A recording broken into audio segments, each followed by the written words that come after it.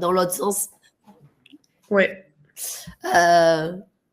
Donc, on va voir pendant ce temps qui nous est donné, on va faire donc une petite présentation à l'URSSAF. On va voir les grands principes de la micro-entreprise ou de l'auto-entreprise, hein, puisqu'on peut dire les deux. Les caractéristiques de ce régime fiscal, par contre, qui est bien le régime fiscal de la micro-entreprise, les avantages, les limites, comment ça marche, et on essaiera de vous donner aussi, bien sûr, des conseils pratiques. Je vois que Marie est revenue, donc je vais lui relaisser la parole pour qu'elle puisse présenter l'ADI. Très bien. L'ADI, c'est une association qui existe depuis 35 ans, qui a été créée par Madame Novak, avec un souci d'intégrer à l'économie et par l'entreprise des gens qui sont socialement et économiquement très éloignés de ce genre de préoccupations. Donc, ce sont des gens qui sont souvent en difficulté financière, qui ont une expérience professionnelle, mais qui n'ont plus de travail et qui cherchent à créer, à travers un petit projet, une micro-entreprise. Et donc, l'objectif de l'ADI, c'est à ce moment-là de leur donner un bon coup de pouce, c'est-à-dire non seulement de les financer en leur créant, en leur attribuant un petit peu d'argent, mais aussi de les accompagner, c'est-à-dire de les aider en amont de leur projet, au moment de leur immatriculation et aussi après, c'est-à-dire pendant plusieurs mois, on peut, à leur demande, les aider, en particulier dans leur démarche administrative ou dans leur relation avec les tiers. Voilà, et on s'aperçoit que ça marche, hein, que notre association a aidé plusieurs milliers de porteurs et que 3 ans après la création des micro-entreprises, eh bien, nos créateurs sont encore en vie, à peu près 80% d'entre eux, alors que au niveau national, sur des sociétés, sur des formes plus importantes, eh bien, la survie est moins importante que ça. Voilà, donc on est finalement au cœur de ce qui a fait l'engagement social de Madame Novak. Et pour le moment, eh bien, notre association, elle marche, elle se développe aussi bien en termes de dossiers aidés que aussi en termes de salariés et de bénévoles. Voilà, donc financer, accompagner et contribuer, ce sont donc les missions qui sont vraiment au cœur de notre métier.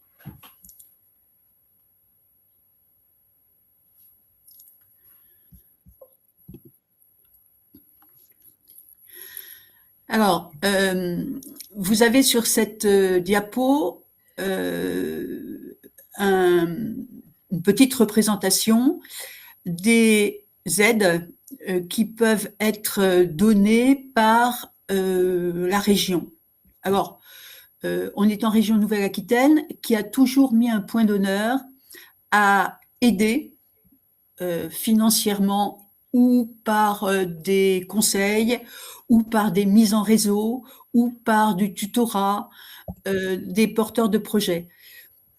C'est une des missions de la région, hein, les missions économiques d'accompagnement. Il faut constater que la Nouvelle-Aquitaine est particulièrement vigilante sur les porteurs de projets, quelle que soit d'ailleurs leur taille ou leur domaine, et en fait finalement plutôt largement plus que certaines autres régions.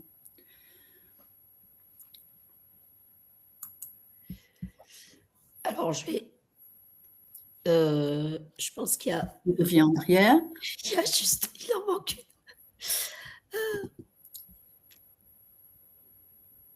une. D'accord. Agnès, est-ce que tu souhaites qu'on passe à la diapo suivante? Oui, c'est toi qui l'anime aussi, pourquoi se faire accompagner, mais je peux l'apprendre. D'accord, alors on t'écoute. Alors, je l'apprends. Donc, franchement, pourquoi se faire accompagner lors du lancement? C'est parce que, de toute façon, c'est malgré tout assez complexe. On ne peut pas rester tout seul quand on veut créer une entreprise. Il y a beaucoup de démarches à faire avant, même si dans le cadre de l'auto-entreprise, une fois qu'on a créé, c'est très simple. Mais pour autant, Tout ce qui se fait avant, c'est exactement comme si on créait une autre entreprise. On doit faire une étude de marché, un prévisionnel, un business plan, déterminer sa cible, déterminer ses prix, savoir comment on va communiquer, comment on va commercialiser tout ça. Et donc, on doit absolument se faire accompagner. Et on le voit d'ailleurs d'après beaucoup d'études, c'est que lorsque les personnes sont accompagnées avant de créer leur entreprise, eh bien, il y a beaucoup plus de chances de réussite par la suite. Donc, c'est vraiment aussi le fait d'avoir aussi une vision des personnes qui sont à l'extérieur, qui ont l'habitude de voir aussi des projets de création d'entreprise. Alors, vous pouvez vous faire, bien sûr, accompagner par l'ADI, mais c'est surtout très important de ne pas rester seul et pas de se dire « je vais tout trouver, je vais tout faire tout seul », parce que vous pourriez passer en plus à côté d'aide, parce que simplement par méconnaissance, et ça serait vraiment dommage. Donc, le principe, c'est vraiment de pouvoir vous faire accompagner. Donc, je vais présenter aussi un petit peu quelques missions de l'URSSAF très rapidement. Il faut savoir que l'URSSAF, en fait, collecte depuis un peu plus de 80 ans maintenant. On a fêté les 80 ans l'année dernière. Il faut savoir que l'URSSAF collecte et reverse et redistribue l'ensemble des cotisations, des contributions qui sont versées par les employeurs quand vous êtes salarié et qui seront versées par vous quand vous serez indépendant, puisqu'on deviendra votre partenaire direct. Et tout cet encaissement de cotisations, tous les jours, on le reverse auprès des organismes qui vont vous verser des prestations. Alors, les principaux, bien sûr, c'est la maladie, la retraite, la famille, l'assurance chômage quand vous êtes salarié, c'est la formation professionnelle, c'est les transports publics, c'est le remboursement de la CSG-CRDS, c'est l'autonomie. On fait ça pour un peu plus de 800 partenaires et c'est comme ça qu'on garantit le financement de la sécurité sociale et le modèle social qu'on a en France. Ensuite, on a des missions d'accompagnement des créateurs d'entreprises et on en parlera un petit peu plus tard. On a bien sûr une mission de contrôle également pour lutter contre la fraude et le travail dissimulé et garantir l'équité entre les différents acteurs économiques. Et puis, enfin, on a un certain nombre d'offres de services. J'en parle encore plus par rapport à une question qui a été posée pour simplifier l'emploi des salariés, que ce soit pour les particuliers avec Page Emploi, s'il y en a qui ont des jeunes enfants qui peuvent être gardés par des assistantes maternelles ou par exemple avec le CESU pour du service à la personne. Mais on a aussi la même chose pour les entreprises et les associations où à partir de vos déclarations, on prend en charge gratuitement les déclarations sociales nominatives qui sont une déclaration que tous les employeurs doivent faire tous les mois et également les bulletins de salaire et on fait ça gratuitement avec des offres telles que le titre emploi service entreprise ou le chèque emploi associatif. Voilà pour les missions pour aujourd'hui.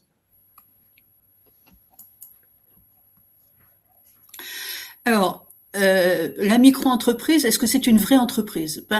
Agnès vient de le dire, quand on a un projet d'entreprise, quelle que soit la taille, quelle que soit l'ambition qu'on peut avoir, quelle que soit la région, il faut procéder en amont, c'est-à-dire avant de franchir le pas, à un certain nombre d'études. Parce qu'une entreprise, c'est d'abord des clients. Donc, il faut d'abord s'assurer qu'on a un projet, qu'on a quelque chose à proposer et qu'on va avoir pour cette offre des clients. Autrement dit, il faut d'abord faire, comme pour toute entreprise, une étude de marché. Puis après, il faut assembler les éléments du puzzle, hein. C'est-à-dire de quoi est-ce que je vais avoir besoin pour démarrer? Est-ce que j'ai assez de réserves financières pour financer ces besoins?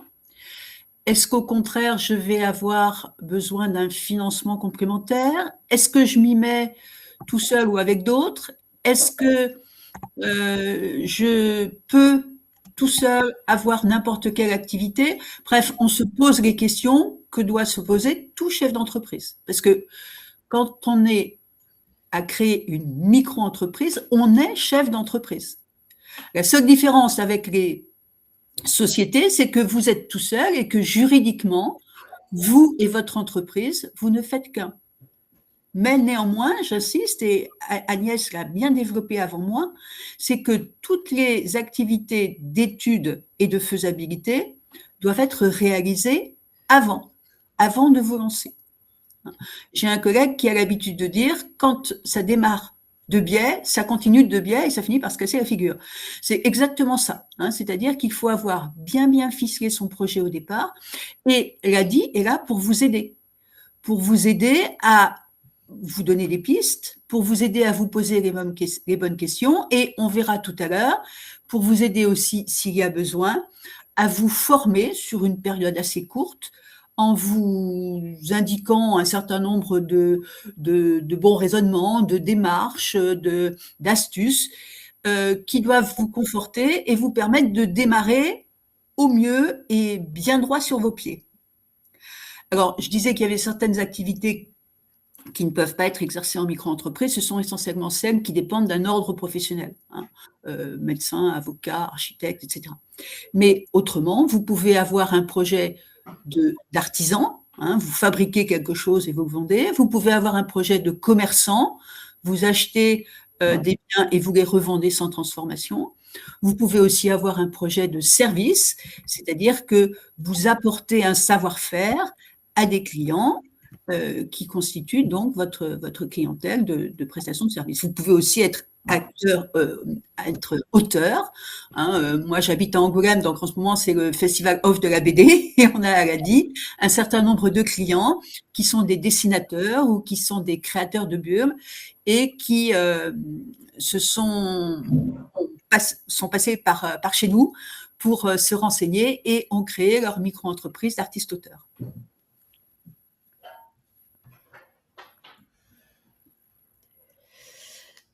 Alors, quand vous allez devenir indépendant, vous allez avoir forcément des interlocuteurs pour votre protection sociale. Alors, je l'ai dit tout à l'heure, l'URSSAF, qui va être votre partenaire direct, et j'insiste bien sur le site, hein, c'est bien auto-entrepreneur.ursaf.fr.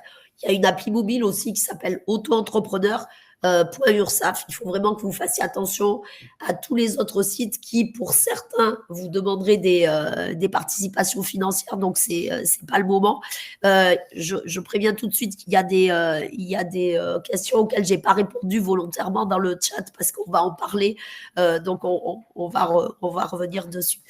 Vos interlocuteurs, ce sera donc l'URSSAF, qui, encore une fois, collectera vos cotisations, les reversera. Pour l'assurance maladie, pour tous ceux qui sont déjà chez Amélie, vous allez y rester. Il y aura simplement 12 mois d'affiliation pour vraiment être intégré, on va dire, dans le couloir des indépendants. Pour ceux qui resteraient salariés parallèlement, lorsque vous allez déclarer votre création d'activité sur le guichet unique de l'INPI, il faudra bien que vous mettiez que vous êtes salarié parallèlement.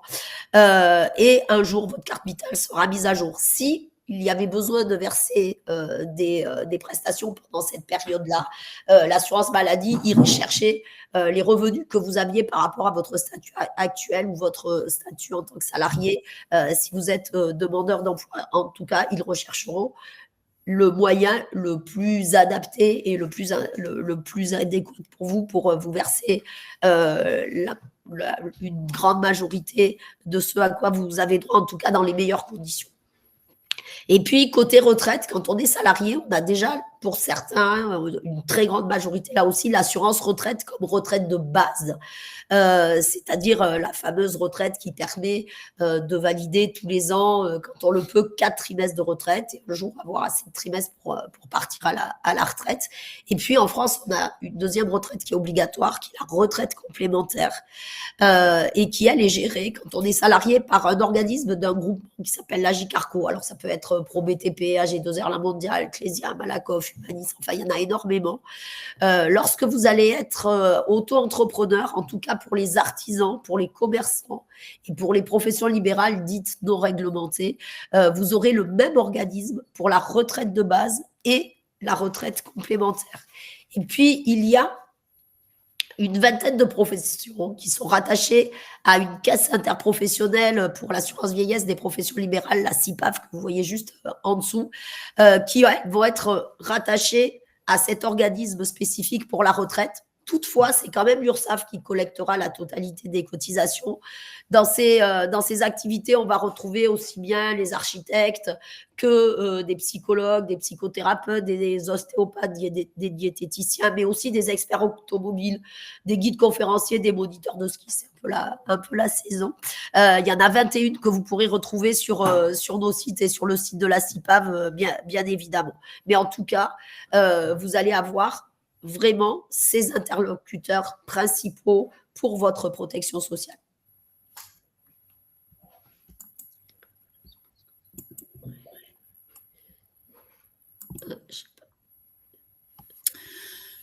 Alors, quelques caractéristiques concernant la micro-entreprise. On a dit tout à l'heure que c'est une structure qui est finalement collée à vous-même, puisque juridiquement, vous et votre micro-entreprise, vous ne faites qu'un. C'est donc ce qu'on appelle une entreprise individuelle, dont les règles de fonctionnement sont beaucoup plus simples que celles d'une société. Et ça explique que ce statut soit dépassé dès que vous atteignez un certain chiffre d'affaires. Chiffre d'affaires, hein, c'est clair pour tout le monde, c'est le montant de vos recettes. Donc, si vous êtes en dessous des limites qui s'affichent, vous avez tout à fait la possibilité, le droit d'être en micro-entreprise. Au-delà de ces chiffres, vous pouvez passer en entreprise individuelle. Et là, les règles du jeu sont un peu différentes. En particulier, quelques règles fiscales vont s'appliquer, mais néanmoins, ça reste encore une structure relativement simple par rapport à celui de société. En ce qui concerne la TVA, alors là, je commence à parler de choses qui fâchent un peu, hein, la TVA, la taxe sur la valeur ajoutée. La TVA, c'est pas une charge, hein, contrairement à ce que certains pensent. La TVA, c'est une taxe, mais qui ne constitue pas une charge pour un entrepreneur, puisque la TVA, c'est un montant de ses activités, mais qu'il peut déduire lorsqu'il achète des choses à ses fournisseurs et qu'il ne fait que collecter au profit de l'État lorsqu'il vend. Donc, la TVA, c'est ennuyeux dans la mesure où elle nécessite une petite manipulation de reversement vis-à-vis de l'administration fiscale, mais c'est tout, hein, c'est pas une charge. Bon, cette TVA, elle n'est pas à traiter tant que votre chiffre d'affaires reste en dessous d'un certain montant, d'un certain seuil. Et puis, vous avez d'ailleurs, sur ces seuils qui s'affichent, une tolérance, c'est-à-dire que tant que vous n'avez pas dépassé certains seuils au-delà de ceux qui s'affichent, l'administration fiscale vous donne quelques mois, hein, pour vous remettre dans les clous. Si vous dépassez ces seuils, eh bien, vous devenez ce qu'on appelle assujetti, c'est-à-dire que vous devrez, à ce moment-là, reverser à l'État la différence entre la TVA qui va figurer sur les factures de vos achats et celle que vous ferez figurer sur vos factures de vente. Mais encore une fois, c'est une manipulation, mais c'est un peu ça, hein, c'est une manipulation au sens où c'est une opération de reversement, mais qui ne constitue pas pour vous une charge. Alors, juste une chose, si vous n'êtes pas assujetti à la TVA, vous allez néanmoins recevoir des factures de vos fournisseurs. Le petit ennui, si je puis dire, c'est que sur ces factures de fournisseurs figure de la TVA que vous ne pourrez pas déduire. Par contre, vous n'aurez pas à augmenter vos prix de vente de 10 ou 20%, puisque vous ne facturerez pas de TVA sur vos factures.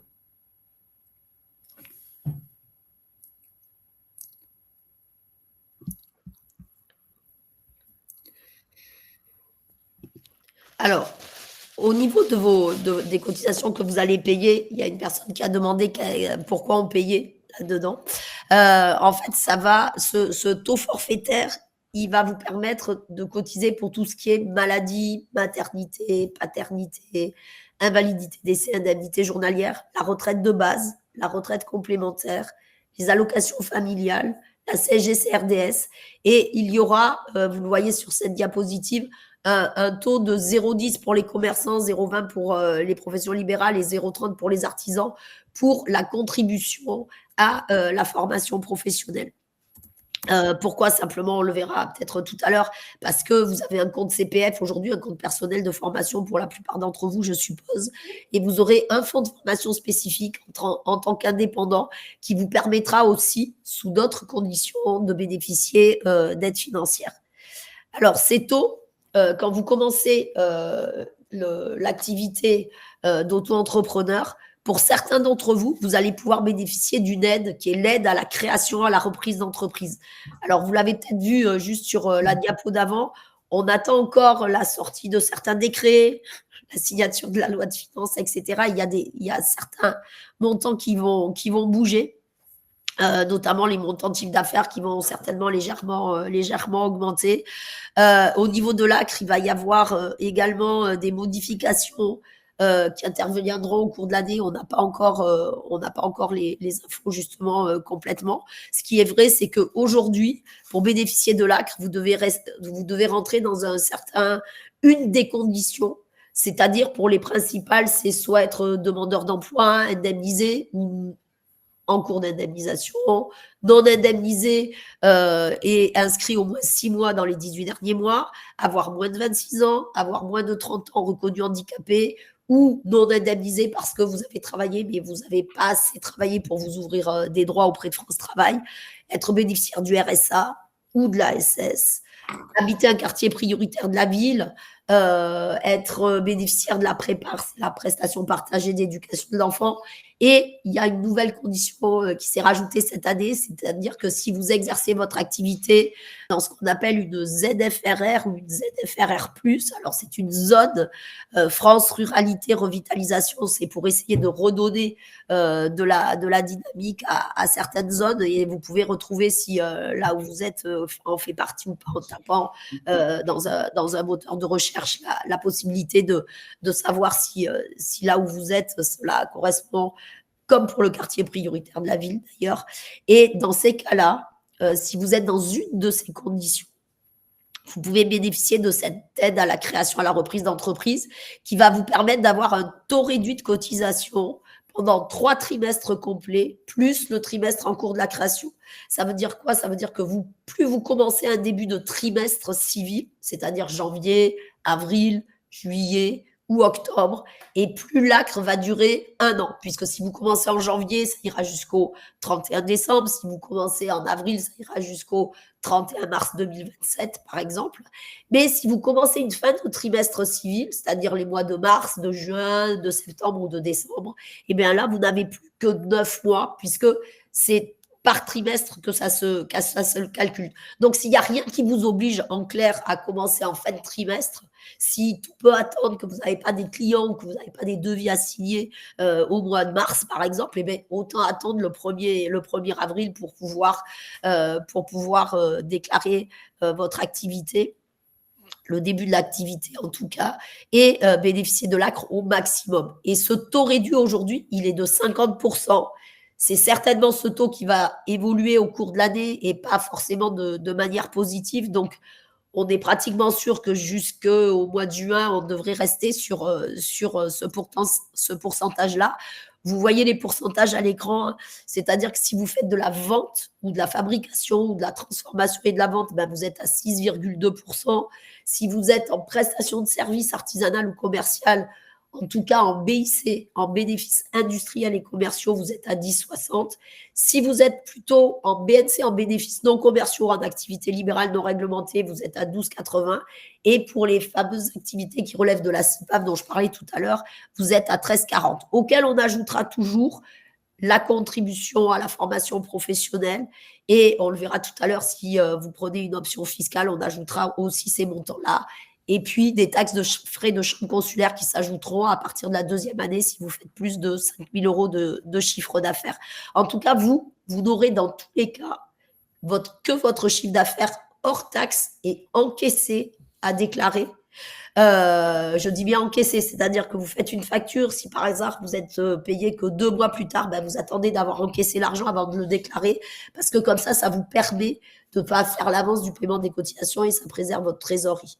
Donc ça, c'est pendant cette période âcre. Et vous voyez que les taux augmentent forcément quand on est sorti de cette aide de la première année. Et on arrive à des taux entre 12,3 et 25,6%. Voilà, donc si je peux rajouter, Agnès, une précaution à prendre quand on est micro-entrepreneur, c'est de bien mettre de côté l'argent nécessaire pour pouvoir faire face à ses cotisations. Parce que 12%, ça semble rien, 25%, c'est énorme. Et donc, quand il faut sortir cette trésorerie, il vaut mieux l'avoir déjà mise de côté. Hein, donc, ce qu'on conseille à l'ADI, c'est de faire sa déclaration tous les mois, et non pas tous les trimestres, et de mettre de côté suffisamment pour pouvoir payer ses cotisations. Parce que finalement, les pourcentages, même si on bénéficie de l'ACRE, restent importants. Ça peut faire des sommes importantes à débourser. Alors, juste pour compléter ça, la déclaration mensuelle, je dirais que moi, pratiquement, je l'impose quand j'ai la possibilité, notamment pour ceux qui sont à France Travail et qui bénéficient de l'ARE, de l'aide au retour, des allocations de retour à l'emploi, parce que France Travail va vous demander des justificatifs tous les mois pour pouvoir vous verser le complément en fonction de ce que vous allez gagner. Donc, c'est vraiment important de le faire mensuellement. Après, je suis complètement d'accord avec toi, Marie, c'est-à-dire que le fait de le faire mensuel, comme vous commencez une activité d'indépendant et que vous endossez le métier de chef d'entreprise, ben, ça veut dire qu'il va falloir faire aussi de la gestion et qu'il va falloir se poser un peu tous les mois, savoir ce qu'on a encaissé le mois précédent, où on en est par rapport à son prévisionnel, est-ce qu'on est au-dessus, au-dessous, qu'est-ce qu'on peut revoir s'il y a des choses qui ne sont pas dans ce qu'on avait prévu, peut-être la détermination de son prix, peut-être la communication, peut-être la cible, enfin, etc., etc.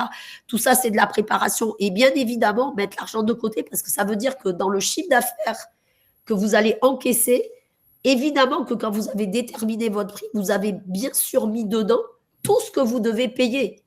Et une fois que vous devez tout payer, il doit vous rester de l'argent pour vivre. Parce que le but du jeu, c'est quand même qu'à la fin, cette activité, elle puisse vous permettre de vivre de cette activité. Donc tout ça, il faut vraiment prendre le réflexe dès le départ pour vraiment pas se retrouver effectivement dans des situations plus compliquées. Et justement, le fait de déclarer le chiffre d'affaires que lorsqu'on l'a encaissé, normalement, vous ne devez pas avoir de problème pour payer ces cotisations. Il faut juste se mettre un peu dans cette gestion un peu particulière de l'indépendant. Alors, après, on a la partie fiscale. Il y a eu des questions tout à l'heure. Oups, pardon, je ne sais pas pourquoi ça a bougé. Lorsque, déjà, on a deux manières de calculer l'impôt sur le revenu, on y reviendra, mais juste en gros, il faut savoir que soit on déclare ses impôts, je dirais, de manière droit commun, comme d'habitude, etc. C'est-à-dire qu'une fois par an, entre le mois d'avril et le mois de juin, on fait sa déclaration d'impôt de l'année précédente, et bien là, en même temps que la validation de votre déclaration habituelle, il faudra rajouter dans les revenus professionnels, soit en BIC, soit en BNC, ou éventuellement les deux si vous avez deux activités, puisque comme l'auto-entreprise, c'est une entreprise individuelle, vous pouvez en avoir qu'une, mais vous pouvez avoir plusieurs activités à l'intérieur. Donc, on peut ventiler les chiffres d'affaires. Eh bien, les impôts, une fois que vous aurez déclaré ce montant de chiffre d'affaires total, hors taxes encaissées, vont faire un abattement forfaitaire pour frais professionnels. Cet abattement, il est différent en fonction de votre activité. Il sera de 71% si vous êtes dans la vente, 50% si vous êtes en prestation en BIC et 34% si vous êtes en BNC. Et donc, au final, ce qui restera imposable, c'est ce que vous voyez sur le côté droit du tableau, c'est 29%, 50% ou 66%. Ça, on va dire, ça sera réintégré dans tous les autres revenus du foyer et un calcul de l'impôt sur le revenu par rapport à ça. Et puis, il y a une option qu'il est possible de prendre quand on est auto-entrepreneur qui s'appelle le versement libératoire de l'impôt sur le revenu. Ça dépend beaucoup de votre situation actuelle, ça dépend du chiffre d'affaires que vous allez faire. Donc, ça veut dire qu'il n'y a pas de règle particulière. Le seul conseil qu'on puisse dire, c'est si vous ne payez pas d'impôts ou très peu et que vous ne pensez pas que dès la première année, votre chiffre d'affaires va être très important, ce n'est pas la peine de prendre ce versement libératoire, d'autant plus qu'il y a une option pour le prendre. On y a droit ou on n'y a pas droit. Ça, c'est par rapport à un revenu fiscal par personne dans le foyer qu'on ne doit pas dépasser. Alors, il est à 29 315 € par rapport à 2024. On est toujours en train de regarder 2 ans avant avec les impôts. Ça aussi, vous pourrez le retrouver, bien évidemment, sur le site autoentrepreneur.ursaf.fr. Et dans ce cas-là, si un jour vous développez ou si dès la première année, vous pensez que votre chiffre d'affaires va être assez important, eh bien, ça peut être intéressant pour vous de le prendre. Là où il faut surtout pas le prendre, c'est si on se dit, je vais le prendre parce que c'est plus simple. Alors oui, on pourrait imaginer ça parce qu'effectivement, on le paie au fur et à mesure en même temps que les cotisations et à l'URSSAF, et c'est l'URSSAF qui reverse aux impôts. On peut se dire aussi, ah ben oui, mais les taux, ils sont très faibles, donc je vais prendre ça. Oui, c'est vrai, ils sont faibles, parce que c'est 1% pour la vente, 1,7 pour les BIC, 2,2 pour les BNC. En revanche, c'est sur la totalité du chiffre d'affaires. Il n'y a pas cet abattement fiscal qui est fait avant de calculer l'impôt. Donc, cette grosse différence, puisque quand même 71, 50 et 34%, ce sont des pourcentages importants, ça veut dire que quand on n'est pas sûr, eh bien, il faut faire des simulations sur le site des impôts pour savoir quelle est l'option qui est la plus adaptée pour vous. Et c'est pas parce qu'on la prend pas au départ, parce que c'est pas intéressant, parce qu'on n'a pas droit, etc., qu'on peut pas la prendre pour l'année ou 2 ans plus tard ou 3 ans plus tard. Donc, tous les ans, au mois de septembre, il faut vérifier est-ce qu'on a droit à cette option, se refaire un prévisionnel sur l'année suivante, savoir si ce serait intéressant de le prendre et demander à changer d'option, si c'est le cas, depuis votre espace en ligne autoentrepreneur.ursaf.fr. Et ça pourra toujours s'appliquer qu'à partir de l'année suivante. Ça, c'est pour la partie des impôts. Ouais. Alors, la CFE. La CFE, donc, c'est un impôt qui est prélevé par les collectivités territoriales. Ça n'est pas un impôt national.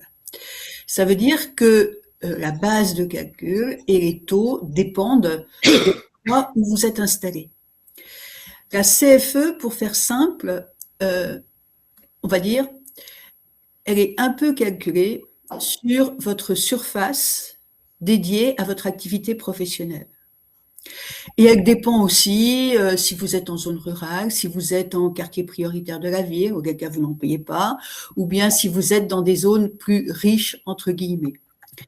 Ce qu'il faut retenir, c'est que vous ne paierez rien la première année. Et vous ne la paierez par la suite que si votre chiffre d'affaires dépasse 5 000 €. Il faut néanmoins que sur le site impôts.gouv, vous alliez créer votre partie professionnelle et que en année N+1, vous alliez y déclarer votre chiffre d'affaires. Et en année N+2, on vous dira au mois de décembre, vous devez payer tant. La CFE, elle se paye en décembre. Au moins, dès l'année de création de votre entreprise, il faudra, avant le 31 décembre, remplir un document que vous trouverez en ligne sur le site impôts.gouv, qui est le 1447C, qui est un document qui fait 3 pages, mais il y a très peu de choses à remplir finalement. Sur ce document, vous indiquez qui vous êtes, quel est votre numéro ciré, quelle est votre adresse, quelle est la surface que vous allez consacrer à votre activité professionnelle. Vous signez, vous datez et vous envoyez ça en ligne ou vous postez ça sur le site des impôts de votre commune. Voilà, c'est à peu près tout ce qu'il y a à savoir. On a, elle a dit, souvent des surfaces modestes consacrées à l'activité professionnelle. Quelquefois même, c'est une pièce d'un appartement. On s'est aperçu en discutant avec nos clients que sur la zone d'Angoulême et en Charente, il y a un minimum qui tourne autour de 300 € par an, si on fait plus de 5 000 € de chiffre d'affaires. Après, évidemment, si vous avez une très grande surface dédiés à votre activité professionnelle, eh bien là, vous aurez des montants plus importants à payer. Mais vous pouvez tout à fait demander une simulation, avoir une idée de ce que vous allez avoir à payer. Il y a des grilles tarifaires qui sont sur le site du ministère et vous pouvez les consulter. Mais encore une fois, pas la première année, si vous faites plus de 5 000 € de chiffre d'affaires, et en tout état de cause, sauf si vous avez un entrepôt énorme, cette somme restera relativement modeste. Marie, je vais peut-être juste faire un petit complément par rapport aux questions sur la CFE. En fait, la CFE, c'est rattaché au fait que vous immatriculiez une entreprise. Même si vous me dites, oui, mais moi, je fais rien, j'ai juste mon ordi sur un coin de table, etc. Oui, ça sera une CFE forfaitaire de base. Et après, ce sera en fonction de votre chiffre d'affaires, puisque non seulement il faut savoir à combien est la CFE forfaitaire, puisqu'elle est votée par vos conseils municipaux, et après, c'est en fonction de votre chiffre d'affaires. Comme le disait Marie, on ne la paie pas la première année, on la paie à partir de la deuxième si on fait plus de 5 000 € de chiffre d'affaires et on ne la paie pas en totalité. Il y a des cas de dégrèvement. Enfin, il y a plein de choses. Ça, il faut vraiment voir avec les impôts. C'est vraiment de leur compétence. Mais pour autant, que vous ayez un coin de table de 30 cm ou que vous ayez une petite pièce jusqu'à 9 mètres carrés, ça ne changera pas la base. C'est le fait de cette immatriculation de l'entreprise, c'est le siège social, en fait, qui est soumis. Après, quand on a des locaux beaucoup plus grands, il y a des valeurs qui viennent se rajouter. Mais en tout cas, au minimum, il y avait une question là-dessus. Même sans locaux, effectivement, vous pouvez payer une CFE si vous dépassez les 5 000 € de chiffre d'affaires. Et si vous ne rentrez pas dans un cas de dégrèvement. Ah, on a sauté les deux. Alors, d'un point de vue comptable et fiscal, il est bien certain que la micro-entreprise est une forme qui est bien plus facile à gérer qu'une société. Puisque, encore une fois, vous et votre entreprise, vous ne faites qu'un. Donc, oubliez la notion de comptabilité, d'expert comptable au début, d'amortissement, de complications. Si vous démarrez avec un chiffre d'affaires relativement modeste qui rentre encore, qui vous permet encore d'avoir ce statut, vous aurez des obligations finalement très simples, très simples. Vous n'avez pas d'associé, vous n'avez pas de compte-rendu à envoyer au greffe, vous n'avez pas de publication de compte annuel, vous n'avez pas de réunion annuelle avec un PV à réaliser, etc., etc. Donc, soyez assurés que c'est un statut qui va vous permettre au démarrage d'avoir du temps. Vous êtes tout seul à gérer, mais vous aurez du temps à consacrer à la recherche de clients, à la recherche de fournisseurs intéressants, du temps pour mieux communiquer, du temps pour améliorer votre offre, et que vous ne serez pas, j'allais dire, pris par des obligations fiscales et comptables vraiment beaucoup plus importantes. Voilà. Et puis, votre responsabilité est limitée au bien de votre activité professionnelle sur vos créances. Vous êtes évidemment responsable de vos paiements. Vous devez payer les gens à qui vous devez de l'argent. Et si vous êtes en dette, eh bien, les créanciers, c'est-à-dire les gens à qui vous devez de l'argent, ne pourront pas se rembourser, se faire payer sur vos biens perso. Ça sera limité aux biens qui sont en relation avec votre activité professionnelle. Ça, c'est une forme de garantie qui est drôlement intéressante. Et puis, votre résidence perso, de toutes les façons, elle est protégée. Je l'ajoute parce que c'est effectivement une problématique. Alors, lorsque vous créez votre entreprise, si vous êtes marié, seulement si vous êtes marié, eh bien, vous devez évidemment informer votre conjoint et en apporter la preuve au moment où vous allez vous inscrire, vous immatriculer. Parce que si vous êtes marié sans contrat de mariage, hein, c'est-à-dire marié sous le régime de la communauté, votre conjoint est conjointement lié par les dettes que vous pouvez faire dans le cadre de la micro-entreprise. Ça n'est pas le cas si vous avez un contrat de mariage différent ou si vous n'êtes pas marié. Agnès, tu souhaites rajouter quelque chose? Non, parce que là, j'étais en train de répondre aux questions. D'accord. Donc, alors, on va passer à la diapo suivante. Oui, absolument. J'essaie juste. Alors, les inconvénients de la micro-entreprise. C'était bon. J'allais dire, quand on a un projet relativement modeste, qu'on veut tester finalement aussi, une idée qu'on a, c'est un bon début, sachant qu'à n'importe quel moment, vous pouvez changer de statut. Vous pouvez, si vraiment les chiffres d'affaires explosent, si vous avez beaucoup plus de succès, ce qu'on vous souhaite que ce que vous avez espéré, eh bien, vous changez de statut. Vous passez en société. Vous allez vous faire conseiller par un expert comptable ou par un avocat.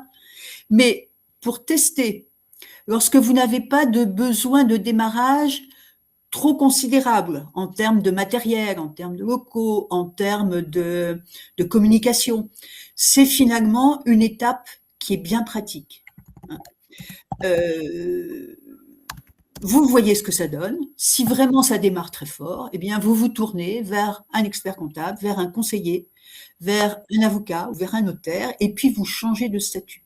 Mais on a finalement, à l'ADI, rencontré beaucoup de clients qu'on a aidés à monter leur petite structure. Et parmi les gens qu'on a accompagnés, la plupart ont conservé leur statut et une petite frange, au bout de 2 ou 3 ans, a souhaité changer de statut et passer en société. Mais au démarrage, c'est un aspect de création qui leur a parfaitement bien convenu. Alors, je vais peut-être rajouter quelque chose là par rapport aux questions qui continuent. Les 4 principes de la micro-entreprise, c'est on raisonne en chiffre d'affaires, on est en franchise de TVA jusqu'à un certain montant, on déduit aucune charge, rien. Voilà, rien. Pas un ticket de tram, pas l'achat d'une ramette de papier, pas un ordinateur, rien du tout. Et on n'amortit pas le matériel. Donc ça, il n'y a jamais un statut qui est 100% génial et l'autre qui est 100% nul. Il y a toujours un équilibre, il y a toujours votre projet, il y a toujours vous, ce que vous faites en dehors de ça, l'activité que vous allez faire, etc., qui va faire que ce statut, in fine, sera adapté ou pas. Ou adapté, comme le disait Marie, dans un premier temps, puis plus adapté pour tout un tas de raisons, et donc qui vous amènera peut-être à changer de régime fiscal. Mais en tout cas, c'est comme pour la CFE, que ce soit, je le disais tout à l'heure, mais je vois qu'il y a encore des questions là-dessus, que ce soit votre ordi sur vos genoux, ou que ce soit un bureau de 9 mètres carrés, ça ne change rien, et c'est rattaché au siège social que vous allez mettre. Une personne demandait si je loue des locaux, est-ce que je paie la CFE? Si cette location de local est tout le temps dans l'année, elle est annuelle, vous avez que ce local et vous faites toute votre activité dans ce local ou en extérieur si vous allez voir vos clients. C'est ce local qui va être votre siège social. Donc oui, la CFE sera attachée à celui-là. En revanche, quand au départ, pour certains métiers, quelquefois, on peut être amené à louer des bureaux ou à louer une cabine ou à louer un espace dans plusieurs lieux parce qu'on ne sait pas trop. Dans ce cas-là, on va soit louer, soit immatriculer l'entreprise à son domicile. Et attention, si vous n'êtes pas propriétaire, il faut que vous demandiez l'accord de votre propriétaire, savoir s'il est d'accord pour qu'une entreprise soit domiciliée à votre domicile, à son domicile plutôt, pardon. Et si il veut pas, eh bien vous avez des structures de domiciliation qui existent pour justement pouvoir avoir une entreprise qui est domiciliée dans une structure qui est tout à fait réglementée et qui vous permet éventuellement d'avoir des services complémentaires, y compris pour certains qui font aussi des espaces de coworking. Donc, quelle que soit la taille, je dirais, même toute petite, ou quel que soit l'endroit, il y aura une contribution foncière des entreprises qui sera calculée. Dans certains cas, encore une fois, elle pourrait être annulée parce qu'il y a des cas d'exonération, mais pour la majorité des cas, si vous faites plus de 5 000 € de chiffre d'affaires, vous aurez une CFE à payer. J'espère que c'est à peu près clair pour tout le monde. Alors, je vais peut-être prendre du coup. Oui. La déclaration, elle est obligatoire, même si vous faites 0. Alors, je ne suis pas très inquiète pour ceux qui sont à France Travail avec des allocations, parce qu'autrement, ils ne vous paient pas, donc là, vous ne les oubliez pas, en général. Le fait de déclarer à 0, pour les auto-entrepreneurs, si vous avez 0, vous ne payez pas de cotisation. C'est un avantage. C'est quelque part aussi un inconvénient parce que si on paie 0, on ne s'ouvre pas non plus de droits. Mais en tout cas, c'est une facilité, en tout cas quand on commence, de ne pas avoir des frais à engager. C'est pour ça que, très honnêtement, j'en ai parlé tout à l'heure pour la déclaration mensuelle, donc je ne réinsiste pas, mais c'est vraiment important de prendre cette déclaration mensuelle. Ensuite, depuis mai 2022, on est obligé de rajouter une petite indication sur l'ensemble des documents qui vont vers vos clients, que ce soit les devis, les factures, les conditions générales, si vous avez un site internet, des documents de communication, etc. Vous devez rajouter la mention EI pour entrepreneur individuel que vous pouvez rajouter avant ou après votre prénom et votre nom. Vous pouvez avoir un nom commercial et qui juridiquement n'a aucune valeur. Il peut être là, être présent, mais il n'aura pas de valeur réglementaire sur tous les documents officiels. Et cette mention EI, il faudra également que vous la mettiez sur le compte bancaire si vous en prenez un pour cette activité. Alors, on conseille toujours d'avoir plutôt un compte séparé justement pour faire plus facilement de la gestion, avoir que du pro et pas être obligé d'aller chercher au milieu de toute sa vie personnelle ce qui est rattaché au pro, ce qui est rattaché au perso, surtout qu'en général, du coup, on en oublie, on fait des erreurs.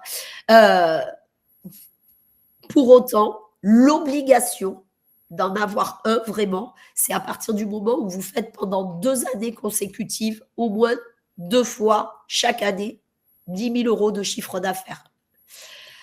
Aujourd'hui, avec cette mention EI, beaucoup de banques ont fait des offres pour des comptes pro à des prix tout à fait raisonnables. Donc, n'hésitez pas, c'est un peu comme pour les assurances et tout ça, faites 2 ou 3 devis avec votre banque et une autre ou comme ça. Mais en tout cas, l'obligation, elle est comme ça. Et il faudra bien le préciser sur tous les documents.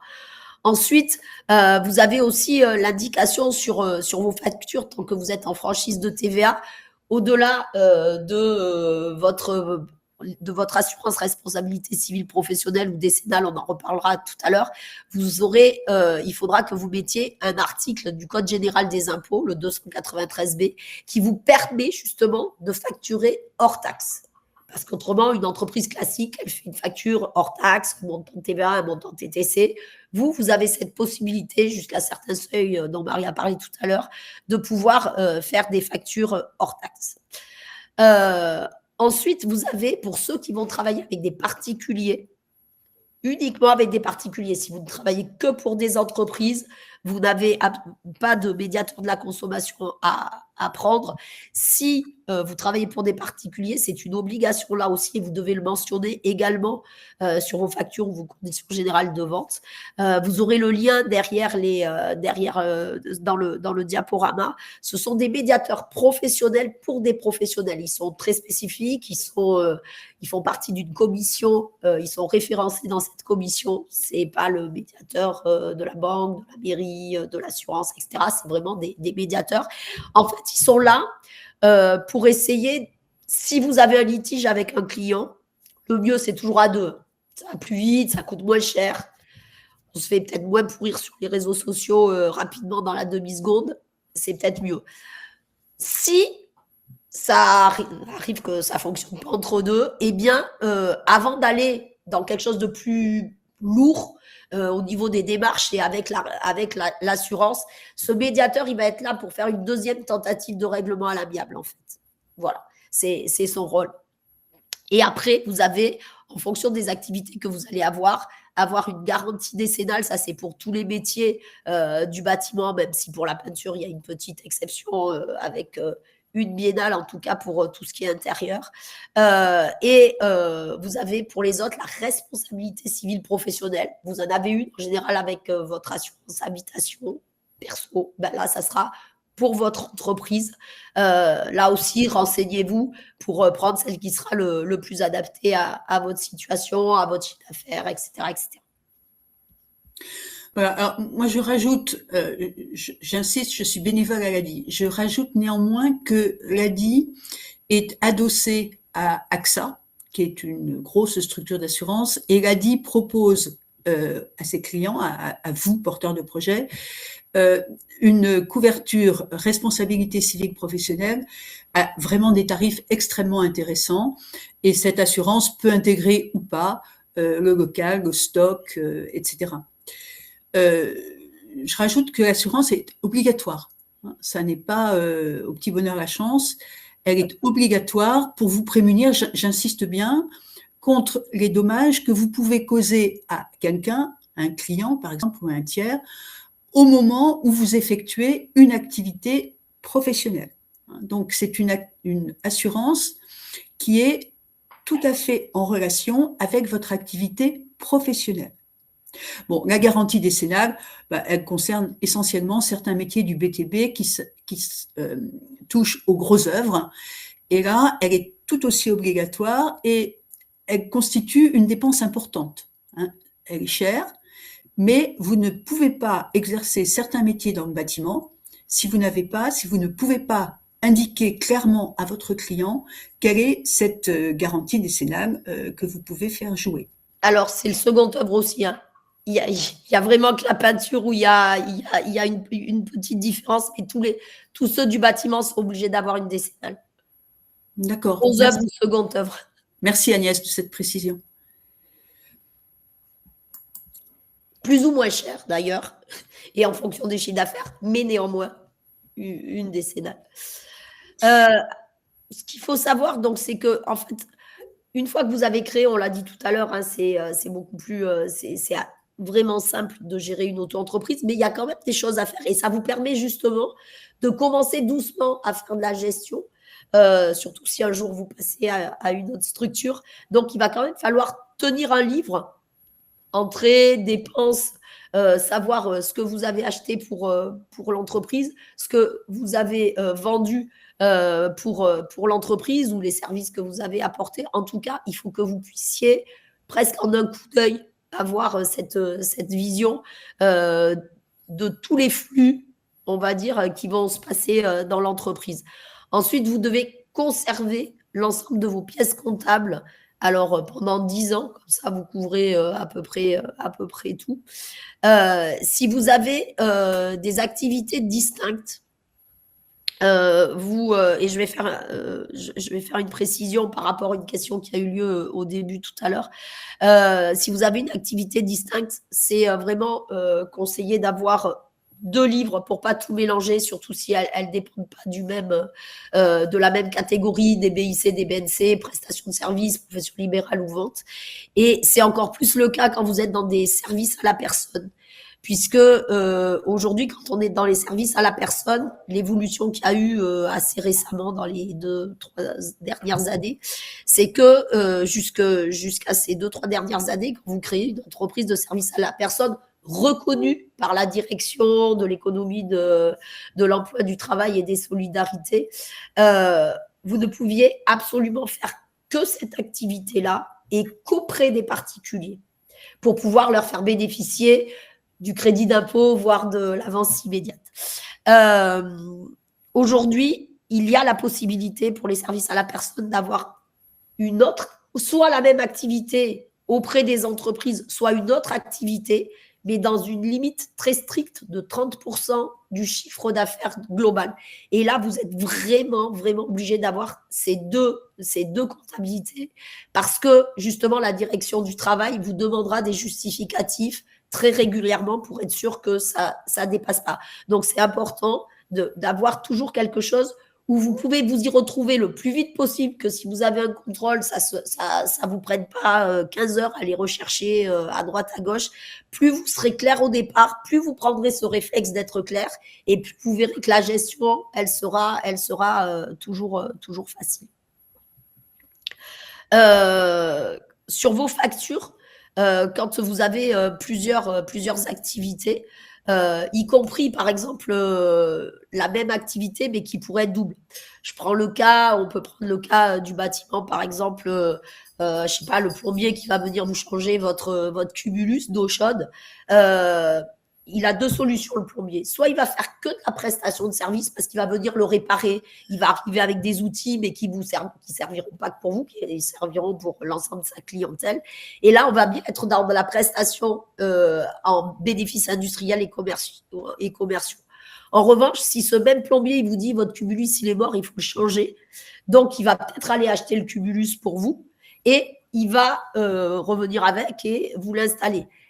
Le cumulus, ça, c'est de la vente parce qu'il achète cet objet qui est important, qui a une somme importante. Ça, c'est bien de la vente, donc il faudra bien qu'il le mette en vente.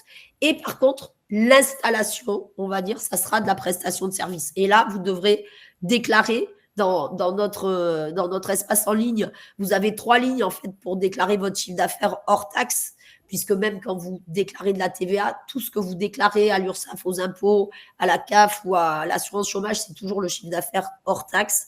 Eh bien, il faudra que vous mettiez le chiffre d'affaires de la partie vente et le chiffre d'affaires de la partie prestation de service. Tout à l'heure, j'avais une personne, je crois, qui faisait une activité libérale plutôt, donc en BNC, dans les autres prestations, mais qui faisait aussi un peu de vente. Et bien, ça sera pareil. Il faudra mettre une partie du chiffre d'affaires dans la vente et une partie du chiffre d'affaires dans les prestations de service. Pour les indemnités journalières sans transition pour les prestations. Alors, vous avez des prestations qui sont exactement les mêmes que pour les salariés. Vous les retrouverez sur le diaporama qui est en ligne sur notre site ou sur notre chaîne YouTube. Les indemnités journalières, alors déjà, je l'ai dit tout à l'heure, 12 mois d'affiliation. Et après, elles ne sont pas calculées de la même façon que pour les salariés, puisque les salariés, c'est calculé sur les 3 derniers mois. Pour les indépendants, c'est calculé sur les 3 dernières années. Alors, bien sûr, tant que vous n'avez pas 3 ans de recul, il y a des calculs qui se font différemment. Mais autrement, sur les 3 dernières années. Et comme quand on est salarié, sauf que quelquefois, dans vos conventions collectives, vous avez des prévoyances, du maintien de salaire de la part de votre employeur et vous ne vous rendez pas compte quand vous êtes malade ou que vous travaillez de la différence de salaire. Là, en revanche, c'est vraiment en fonction des revenus que vous allez avoir et des cotisations que vous allez payer sur ces revenus. Donc, une indemnité journalière, ça peut aller malheureusement de 0 à 65,84 € cette année, je crois, maximum par jour. Et en plus, comme vous ne payez aucune cotisation pour la prévoyance, renseignez-vous pour essayer de voir si vous pouvez prendre un contrat de prévoyance pour vous protéger et venir compléter ces indemnités journalières. En plus, vous avez des questionnaires médicaux. C'est un peu particulier, la prévoyance. On n'a pas trop le temps aujourd'hui de rentrer dans le détail pour ça. Mais vraiment, essayez d'écouter nos diaporamas et nos webinaires sur notre chaîne YouTube pour bien voir ce qui est compris et pas compris dans les cotisations et ce qui est important de prendre en complément pour se protéger soi. Parce que si vous êtes en bonne santé, si il vous arrive quelque chose, même pas forcément de super grave, mais qui vous tienne éloigné un peu de votre entreprise, eh bien, si on n'a déjà pas de quoi payer ses frais fixes, ça va être encore plus compliqué. Donc, il faut essayer de se protéger au maximum. En revanche, pour les maternités, paternités, ça s'ouvre au bout de 6 mois. C'est comme les salariés. C'est la même réglementation que pour les salariés, le même nombre de jours pour les papas, même nombre de semaines les mamans. Et même, il y a un petit plus pour les mamans non salariées puisque Sous certaines conditions, vous pouvez avoir une allocation forfaitaire en plus qui correspond à un mois du plafond de la sécurité sociale qui correspond à un peu plus de 4 000 euros cette année. Donc ça, c'est plutôt bien. Pour la retraite, il y a eu des questions sur la retraite tout à l'heure. Oui, vous cotisez pour la retraite de base, la retraite complémentaire. Quand on est salarié, on valide des trimestres par rapport à un montant brut, par rapport au SMIC. Quand on est auto-entrepreneur, comme on raisonne qu'en chiffre d'affaires, c'est par rapport à un montant de chiffre d'affaires. Ce que je vous invite à faire, c'est aller sur le site auto-entrepreneur.ursaf.fr. Sur la première page, vous avez une rubrique qui s'appelle outils. Le premier outil, c'est un simulateur. Et vous pouvez voir en fonction du chiffre d'affaires que vous allez faire, le nombre de trimestres que ça va vous permettre de valider. Et vous verrez en plus le nombre de points que ça vous permettra d'avoir en plus pour la retraite complémentaire. Et enfin, bien sûr, ce qu'il faut savoir, c'est que ce soit l'immatriculation, la modification ou la cessation, une modification, ça peut être juste je déménage, c'est une formalité qu'il faut faire. Et toutes vos formalités aujourd'hui, vous devez le faire sur le site du guichet unique de l'INPI, sur procédure.inpi.fr. La seule formalité au départ que vous ne devez pas faire là, c'est la demande d'ACRE qui, elle, se fait juste après cette formalité-là, mais cette fois sur le site auto-entrepreneur.ursaf.fr. C'est en bas de la page d'accueil, à droite, il y a une rubrique qui s'appelle « Demander l'ACRE ». Il a encore été simplifié cette année, le formulaire. Il n'y a vraiment pas grand-chose à donner à part ses coordonnées et à quel titre on pense pouvoir bénéficier de l'ACRE et le transmettre avec les justificatifs à une adresse qui est juste en dessous. Alors, je rajoute 2-3 informations concernant l'immatriculation. Donc, l'immatriculation, elle peut se faire soit auprès d'un mandataire, comme par exemple la Chambre des métiers ou la Chambre de commerce, soit auprès d'associations et par exemple à l'ADI. À l'ADI, nous accompagnons tout à fait gratuitement nos clients pour les immatriculer. L'immatriculation, c'est à la fois simple et un peu enquiquinant. C'est simple parce que finalement, il y a des questions qui sont toujours les mêmes et auxquelles il faut répondre. C'est un peu enquiquinant parce que ces questions sont nombreuses, quelquefois un peu alambiquées, et qu'il faut joindre en PDF un certain nombre de documents. Et puis ensuite, il faut valider et signer. Donc, un conseil que je donne, c'est de ne pas essayer de le faire tout seul. Soit vous avez recours à un mandataire, soit vous vous adressez à une association capable de vous aider. Pour compléter ce que disait Agnès, toute modification effectivement concernant votre entreprise doit être indiquée à l'INPI. Et pour pouvoir signer cette modification, on vous demandera, ce qui n'est pas le cas au moment de l'IMAT, au moment de la première IMAT, mais pour tout changement, on vous demandera d'indiquer un numéro d'identité postale. Alors, qu'est-ce que c'est que ce machin ? C'est un numéro qui vous est attribué lorsque vous allez dans un bureau de poste avec votre carte d'identité et que vous demandez à avoir une identité postale. Donc, si vous ne pouvez pas justifier de cette identité postale, vous ne pourrez pas signer votre dossier de modification. Donc, c'est tout bête, hein, il faut le savoir, mais il faut avoir voilà, ce numéro. Alors, toute modification est gratuite, hein, de la même façon que l'IMAT. L'INPI ne vous demande rien. Ce sont simplement les organismes mandataires, comme Chambre des métiers ou CCI, qui peuvent, certaines en tout cas, vous demandent de payer un forfait. Alors, je complète juste parce qu'il y a quelqu'un qui demande et France Connect. En fait, quand vous faites une modification ou une cessation sur ce même site, la procédure.inpi.fr, vous allez entrer. Dans un premier temps, soit vous serez passé par un mandataire, soit c'est vous qui allez créer votre propre compte. Donc, vous aurez un identifiant, un mot de passe.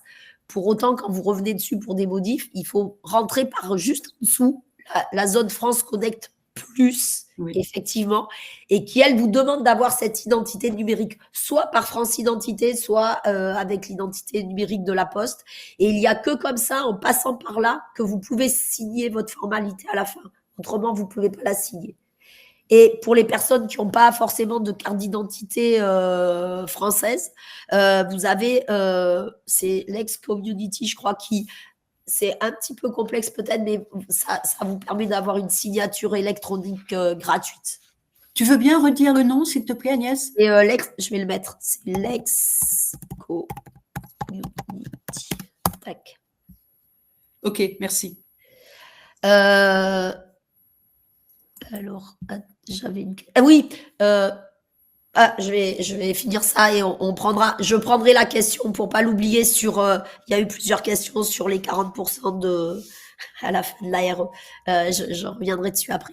Ce qu'il faut savoir, c'est qu'on a développé vraiment la chance qu'on a, c'est que pour les auto-entrepreneurs, on a pu faire un site que pour vous. Donc, en fait, sur ce site, les services qui ont été mis, c'est vraiment pour que vous soyez autonome au maximum. Vous allez voir, ce sont des petits blocs qui vous permet de déclarer, de payer, de voir vos infos, d'aller chercher des attestations. Il y en a une qui s'appelle une attestation de vigilance. Elle permet à l'URSSAF de délivrer cette attestation quand vous êtes à jour de vos cotisations et vous en avez besoin. Par exemple, lorsque vous louez un local, si vous répondez à des appels à projets, si vous faites de la sous-traitance, dans certains secteurs d'activité, vos clients vont vous le demander pour être rassurés. Également, vous pourrez échanger avec nous, bien évidemment. Vous pourrez faire des changements de périodicité de déclaration. Enfin, vous pourrez changer vos options fiscales. Tout ça à partir de ce site. Donc, il faut vraiment aller, dès que vous recevez votre attestation d'affiliation, comme auto-entrepreneur à l'URSSAF, donc ça prend à peu près 4 à 6 semaines selon les cas, avec un numéro de gestion interne de l'URSSAF, ça vous permet de créer votre compte sur le site et d'avoir accès à l'ensemble des services. Donc, ce site, il faut bien évidemment y aller pour faire ses déclarations, mais il faut aussi passer par la page d'accueil parce qu'il y a beaucoup d'actualités que l'on met en ligne et la plupart vous concernent toujours. Donc, c'est important de voir les actualités qui vous concernent. Et puis, on a une offre d'accompagnement qui s'appelle « Mes premiers mois avec l'URSSAF ». Vous tapez ça dans un moteur de recherche et dès que vous avez créé, en fait, c'est un accompagnement gratuit pendant 9 mois où on va vous adresser des newsletters une fois par mois à peu près pour vous donner des indications, des conseils, des petits tips, etc. Nous et nos partenaires directs, donc assurance maladie, retraite, caisse d'allocation familiale. On vous invitera également à des webinaires sur des sujets un petit peu plus techniques. Et puis, on vous propose aussi, si vous le souhaitez, si vous avez encore des questions, d'avoir un échange d'une 40aine de minutes avec un conseiller. Donc ça, il faudra y répondre. Vous allez recevoir un mail. N'hésitez pas à aller bien voir vos notifications, les mails qu'on vous envoie, qu'on met à disposition sur votre messagerie. Quand c'est rouge, c'est qu'il y a quelque chose. Donc, essayez d'aller voir ce qu'il y a dedans. Et puis, on peut vous accueillir aussi si vous en avez besoin. Alors, plus tard, vous pourrez prendre des rendez-vous en ligne aussi. Hein, mais il y a 3 matinées par semaine où on reçoit 100 rendez-vous, du mercredi au vendredi. Sur Bordeaux, pour ceux qui sont sur Bordeaux, pour les autres, pour les autres villes, vous avez des journées aussi, ou les autres départements qui sont des journées portes ouvertes, on va dire, où vous pouvez venir sans rendez-vous pour être accompagné. N'hésitez pas à regarder sur le site, à voir là où est votre URSSAF et voir quelles sont les heures d'ouverture dans les cas où on vous reçoit sans rendez-vous. C'est un peu différent selon les régions, selon les villes. Mais en tout cas, il y a toujours des moments où on peut vous accueillir sans rendez-vous. Et puis, la dernière ligne, même si c'est pas très positif, mais c'est plutôt pour que vous ayez un réflexe. Parce que finalement, d'avoir des difficultés dans une entreprise, c'est comme dans la vie, en fait. Hein, c'est pas toujours ascendant, mais c'est pas forcément toujours grave non plus. Et plus on en parle tôt, et moins c'est grave, et plus souvent on trouve des solutions. Donc, surtout, faites pas l'autruche. Ça, c'est le meilleur moyen que ça aille pas. Faites-vous accompagner par les structures qui peuvent vous accompagner. Revoyez l'ADI si vous avez quelque chose. On est partenaire avec l'ADI aussi. Donc, n'hésitez pas en tout cas. Et en aucun cas, c'est une honte d'avoir eu des difficultés. Le tout, c'est qu'il faut arriver à passer ce moment-là. Voilà. Et trouver la meilleure solution, en tout cas. Voilà, donc pour rebondir sur ce que dit Agnès, d'une façon sans doute moins pointue, j'insiste sur l'accompagnement plus général que nous pouvons vous accorder à l'ADI. On peut vous aider à y voir un peu clair en amont, avant que vous ayez franchi le pas de vous immatriculer. On peut vous aider à vous immatriculer, mais on vous accompagne également après. Et ça peut durer plusieurs mois. Si vous avez un problème commercial ou bien une difficulté financière, vous prenez rendez-vous avec l'agence ADI la plus proche de chez vous et vous rencontrez soit un permanent, la personne le plus souvent qui vous a octroyé un prêt ou qui vous a proposé une assurance, soit un bénévole, suivant les capacités de chacun des bénévoles, et vous discutez avec lui, vous lui posez les questions, et souvent, ça permet de débroussailler la situation, de vous rassurer et de vous permettre de repartir sur un meilleur pied. Voilà, donc n'hésitez pas à contacter votre agence ADI la plus proche. Vous allez sur le site national de l'ADI et puis on vous enverra vers l'agence la plus proche de chez vous.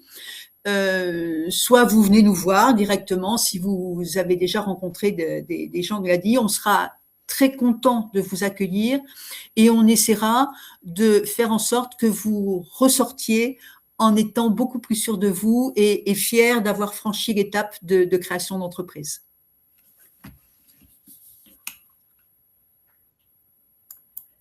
Alors, comme je m'y suis engagée, je vais répondre à la question avec la RE quand même.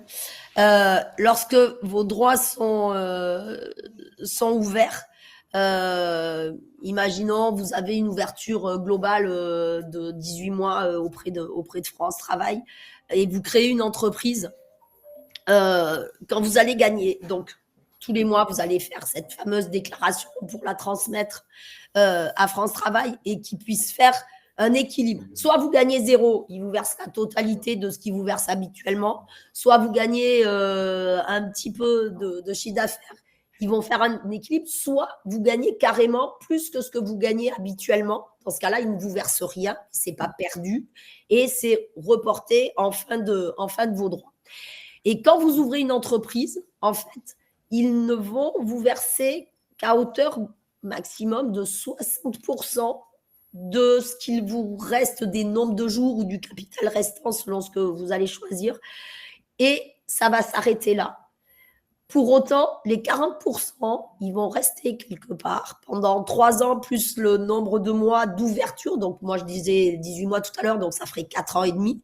Et pendant cette période-là, si vraiment, il y avait quelque chose, si vous étiez obligé d'arrêter pour tout un tas de raisons, après un passage en commission, ces 40% pourraient recommencer à vous être versés. Et si ça dure trop longtemps, je dirais un peu tant mieux parce que ça veut dire que l'entreprise se développe correctement. Eh bien, ça repassera dans un pot commun pour la solidarité, tel qu'on a des prestations pour un certain nombre de choses. Je ne sais pas si c'est assez clair.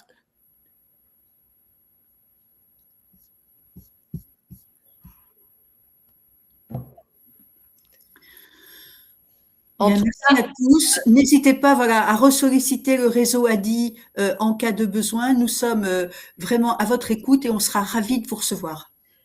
Je vais peut-être juste rajouter, désolé, une petite info sur France Travail. Quand vous allez dans vos événements emploi, mes événements emploi, je crois que ça s'appelle sur votre espace en ligne France Travail, essayez de remonter un petit peu. C'est en décembre, je crois, on a organisé un webinaire spécifique France Travail, URSSAF, justement sur toutes les aides, comment ça se balance, ce qu'on a en commun, ce qu'il faut avoir chez nous pour avoir l'aide à France Travail. N'hésitez pas à la réécouter. Elle était, je crois, le 2 décembre ou quelque chose comme ça. Ce webinaire, il était le 2 décembre. Donc, n'hésitez pas à le revoir. Il est très certainement toujours en ligne. Et je vous souhaite également une très bonne journée et beaucoup de réussite dans vos projets. À bientôt. À bientôt.